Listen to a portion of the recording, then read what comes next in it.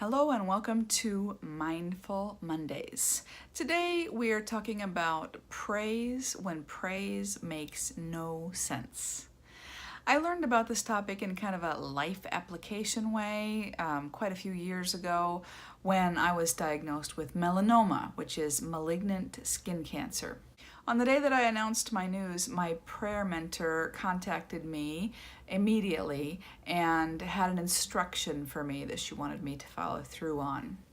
When I got up the next morning, she said, I was to start the day with praise. Real praise, like full-throated praise. The instruction came in an email and it kind of ticked me off.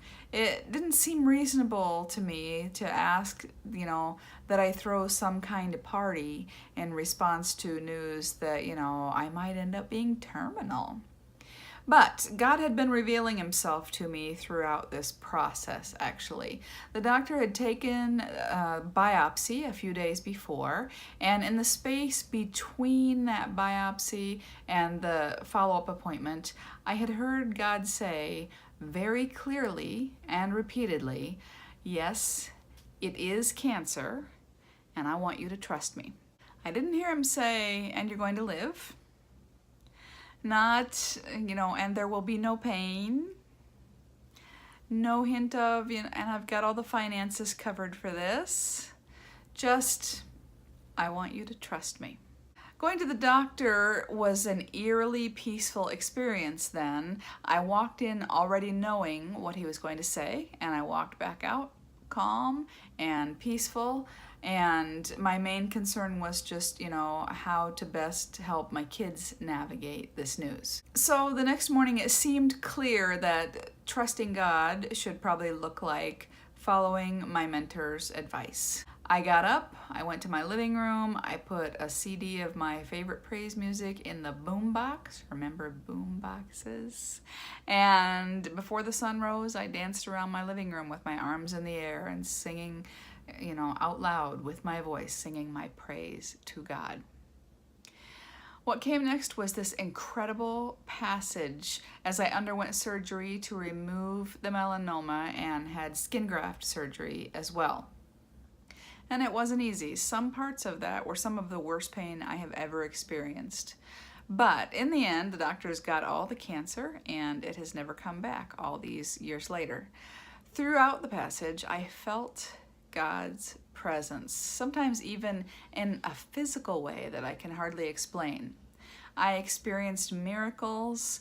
I had times when I could literally feel that someone is praying for me right now.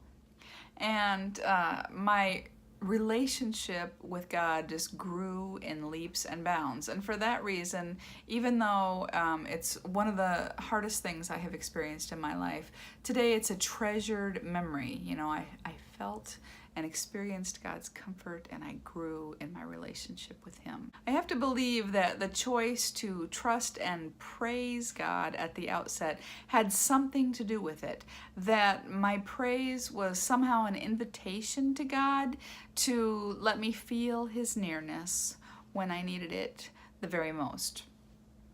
If you are staring down the barrel of some bad news, let me recommend praise. Get your eyes off of the looming disaster and all the potential bad things that could happen and look to God. Let your praise be an invitation to God to make his presence known to you in this passage. For an example of what that might look like, I would recommend that you check out Psalm 13. If you attend Mercy Vineyard, as I do, we just looked at that psalm as we considered the topic of unanswered prayers. David models there really well how to be honest about where you are in the crisis, and then also how to still choose praise and still choose trust. You're not going to be sorry that you chose praise. That's all for now. I will see you next time.